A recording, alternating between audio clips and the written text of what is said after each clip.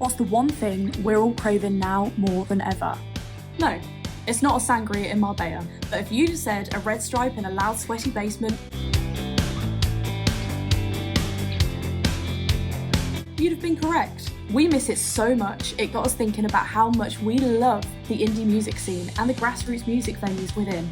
And that's why we're making a documentary on exactly that. Britain's grassroots music venues have been struggling for years, with 35% having closed in London alone. And we want to find out when we'll get back to sweating in a club with our mates. We'll be investigating the scene in all its glory, way back when Spotify subscriptions didn't exist and you could hook a hard copy of your favourite single at night. We'll also be looking at the current climate of the indie music scene and getting fresh perspectives from new artists. Phoebe, what's the first thing that you think of when you hear of the words short documentary? Short and informative? And what's the first thing that you think of when you hear of our documentary? I bet you look sad on the dance floor.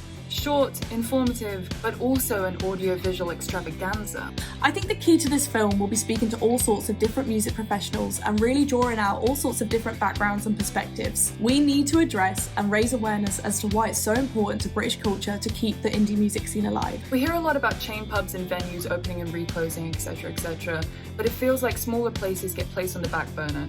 So this documentary is focusing on them and the bands that we love and giving them a voice. So, now we've all been busy bees investing most of our time in the current existential crisis that COVID-19 has provided us, all that's left to do now is making it in lockdown. So, that's including, but not limited to, literal isolation, strict time constraints, finding contributors, buying sound, lighting and filming equipment, publishing expenses and release costs, basically everything we would usually need, but more, because we're in a pandemic and everything is really, really hard now. But without COVID-19, we wouldn't have had the idea for this documentary. We would have been too busy dancing in our favourite venues instead.